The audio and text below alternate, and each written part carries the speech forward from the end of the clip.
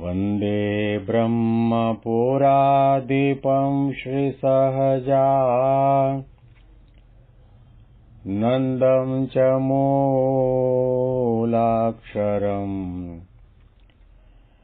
श्रेयस्कारणसद्गुणैकनिलयम् श्रीप्रागजिह्वावत ब्रह्मोपासनधारकं गुरुहरिं यज्ञं तथा योगिनं प्रत्येवं प्रमुखं महन्तमनिशं श्रीजीस्वरूपं मुदा। મહિમાનો મહિમા પ્રવચન માળામાં આજે 10મી ફેબ્રુઆરી 2025 સોમવારના દિવસે તમામ સંતો હરિભક્તોને મારા સાષ્ટાંગ પ્રણામ. જય સ્વામિનારાયણ. હેપી વચનામૃત દ્વિશતાબ્દી મહોત્સવ. હેપી પ્રમુખ સ્વામી મહારાજ શતાબ્દી મહોત્સવ. ગઢડા અંત્યના 24ના વચનામૃતની અંદર શ્રીજી મહારાજ ભગવાન પુરુષોત્તમ નારાયણની સેવા આપણને પ્રાપ્ત થાય એના માટે 16 સાધન બતાવે છે. એમાં 10 સાધનો ને સમજવા માટેનો આપણે પ્રયત્ન કર્યો. શ્રદ્ધા, સ્વધર્મ, વૈરાગ્ય, ઇન્દ્રિયોનો નિગ્રહ, અહિંસા, બ્રહ્મચર્ય, સાધુનો સમાગમ, આત્મનિષ્ઠા, મહિમા અને જ્ઞાન સહિત ભગવાનની નિશ્ચળ ભક્તિ અને સંતોષ. આધ્યાત્મિક માર્ગમાં તમારે આગળ વધવું હોય તો સંતોષ તો કેળવવો જ પડશે. ભક્તિમાં સંતોષ નહીં, દર્શનમાં પણ સંતોષ નહીં, નિયમ ધર્મ પાલનમાં પણ સંતોષ નહીં, ભજન કીર્તન કથા વાર્તામાં પણ સંતોષ નહીં. શ્રીજી મહારાજે કહ્યું કે અમને કથા વાર્તામાં તૃપ્તિ થઈ નથી અને તમારે પણ તૃપ્તિ ન પામવી. સંતોષ ક્યાં માનવાનો છે? 2 જોડી કપડાં મળે તો સંતોષ રાખો. ભગવાન સ્વામિનારાયણના 500 પરમાંશો અને અત્યારે વર્તમાન સમયની અંદર બીએપી સંસ્થાના સંતોના માટે 2 ધોતિયા, 2 ગાતરિયા, 2 કોપીન, 1 પાત્ર અને જલપાત્ર, લખવા માટે પેન હોય, કાગળ હોય, ડાયરી હોય, એ વસ્તુને રાખવા માટેનું પોટલું હોય. આના સિવાય બીજું કંઈ પણ એ સંતોની પાસે ન હોય. સંત હોય કે સંસારી હોય, દરેકના શરીર, બંનેના શરીર મનુષ્યના શરીર છે અને બંનેને જીવન જીવવા માટે સરખી પદાર્થની આવશ્યકતા છે. સંત પણ સૂવે છે અને સંસારી પણ સૂવે છે. સંતો લાકડાના પાત્રમાં જમે. દૂધપાક હોય, કઢી હોય, માલપુડા હોય, બટાટાવડા હોય, ચટણી હોય, એ બધું એક પાત્રમાં નાખી, મુઠ્ઠી ભરીને પાણી નાખી, ભગવાનનું નામ સ્મરણ કરતા કરતા જમવાનું, પેટ ભરે. અને સંસારી સોનાની થાળી હોય, પિત્તળની થાળી હોય, ચાંદીની થાળી હોય, કાંસાની થાળી હોય, એમાં ઘણા પ્રકારના વ્યંજનો સાથેનું જમતો હોય, ટેબલ ખુરશી પર બેસીને જમતો હોય અને એનું પણ પેટ ભરાય છે. બંનેને જમવાની ક્રિયા સરખી છે, બંનેને જમવાનું પણ સરખું જ છે અને જમ્યા પછી બંનેના શરીરની અંદર લોહી પણ બને, શરીરનું પોષણ પણ થાય, બંનેને સરખું છે. સંત હોય કે સંસારી હોય, દરેકને જીવવા માટે જેટલો પ્રાણવાયુ સંત લે એટલો જ પ્રાણવાયુ સંસારી પણ લે. જેટલા કલાક સંતો સૂવે એટલા કલાક સંસારી પણ સૂવે. જેમ સંત જોઈ શકે છે એમ સંસારી પણ જોઈ શકે છે. પણ સંત અને સંસારીમાં ભેદ ક્યાં પડે છે? જ્ઞાની અને અજ્ઞાનીમાં ભેદ ક્યાં પડે છે? નિર્વાસનિક અને વાસનિકમાં ભેદ ક્યાં પડે છે? કે જ્ઞાની છે એને સંતોષ છે અને અજ્ઞાની છે એને ઘણું મળવા છતાં પણ સંતોષ નથી.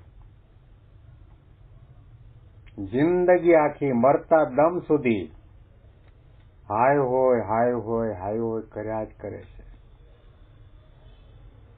અને જ્ઞાની સંતો તો પદાર્થ ભેગા કરે જ નહીં અને ભૂલે ચૂકે હરિભક્તોના પ્રેમને આધીન થઈને સ્વીકારવું પડે તો તરત જ કોઠારમાં જઈને સમર્પિત કરી દે, ન રાખે સંતોષ.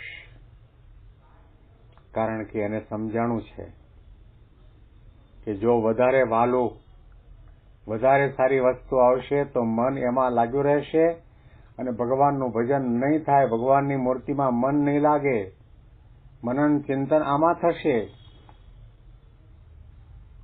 મુક્તાનંદ સ્વામી ધ્યાન કરવા માટે બેઠા હતા અને તે વખતે 500 પરમહંસોને પીવા માટેના તુંબડા હતા. એમાં મુક્તાનંદ સ્વામી એક તુંબડી રંગી અને આશ્રમના આંગણાની અંદર સૂકવવા માટે તડકામાં મૂકી. મુક્તાનંદ સ્વામી જ્ઞાન દ્રષ્ટિવાળા હતા, અંતરદ્રષ્ટિવાળા હતા, સમજણવાળા હતા, ભજન ભક્તિમાં મન એમનું લાગતું હતું, બધી વાત સાચી. અને એ દ્રષ્ટિકોણથી એમણે વિચાર કર્યો કે તુંબડું સુકાઈ જાય ત્યાં સુધી હું નવરો બેસું એ સાધુના માટે યોગ્ય નથી. ચાલો ધ્યાન કરું. ધ્યાન કરવા માટે બેઠા અને થોડા સમય પછી એને વિચાર થયો કે આ આંગણામાં આ તુંબડી સૂકવવા માટે મૂકી છે, કાગડો કે કૂતરો આવીને બોટી તો નહીં જાય ને?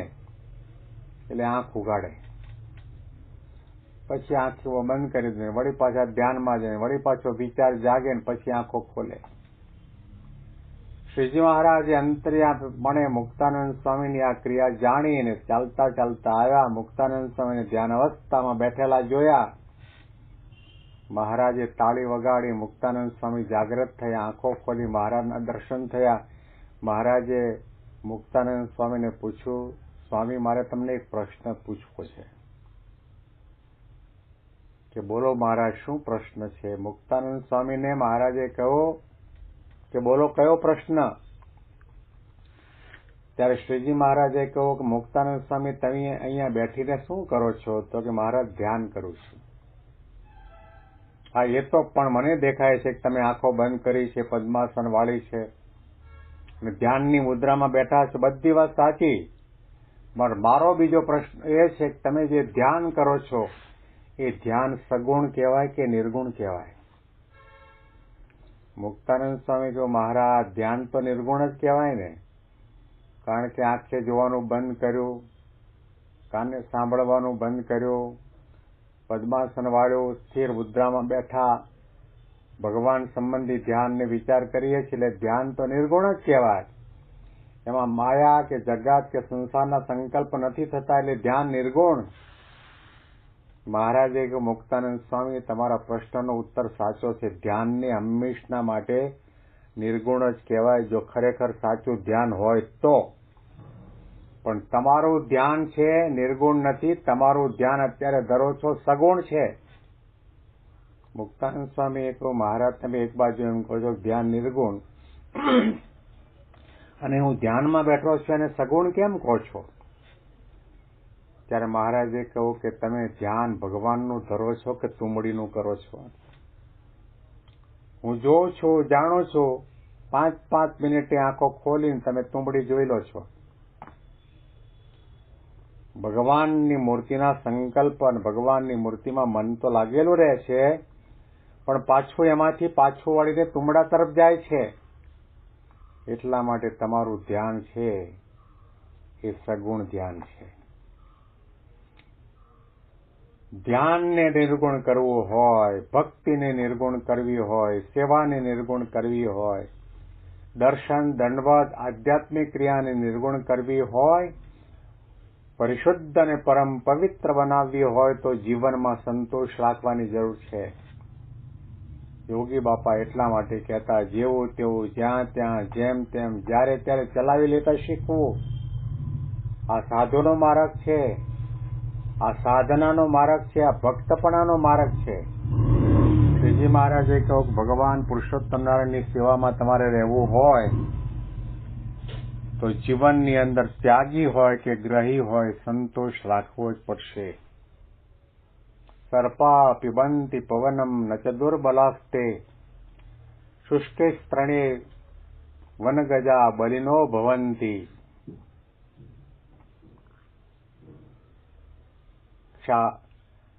આ શ્લોકની અંદર વિદ્વાનોએ એ સમજાવ્યું કે સર્પા ભવંતિ પવનમ, સાપ છે વાયુ ભરખીને રહે છે, અને હાથી છે વેજીટેરિયન છે, એ પાંદડા ને ડાળખા ને એવું ખાઈને જીવે છે. સંતોષ એવ પુરુષસ્ય પરમ નિધાનમ. જેની પાસે સંતોષ રૂપી ખજાનો છે એની પાસે મોટા મોટો ખજાનો છે. ગોધન ગજધન વાજીધન और रतन धन खान, जो आवे संतोष धन तो सब ધન ધૂલી સમાન.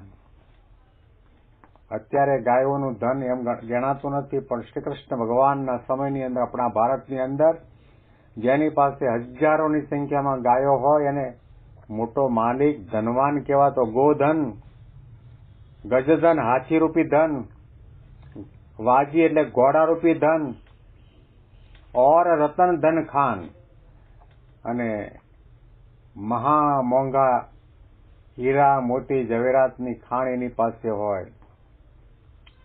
જો આવે સંતોષ ધન તો સબ ધન ધૂલી સમાન. એને જો સંતોષ રૂપી ધન મળી ગયો તો બધાય ધન છે ધૂળ સમાન બની જાય છે. એનું મન ભગવાન સિવાય ક્યાંય પણ ન લાગે. એટલા માટે મહારાજે કહ્યું કે સંતોષ દરેક વ્યક્તિએ પોતાના જીવનની અંદર સુખી થવું હોય તો કેળવવાની જરૂર છે. અને અનુસંધાનમાં વિશેષ વાતો આપણે આવતીકાલના પ્રવચનમાં આ જ વચનામૃતના માધ્યમથી સાંભળીશું. તમામ સંતો હરિભક્તોને મારા સાષ્ટાંગ પ્રણામ. જય સ્વામિનારાયણ.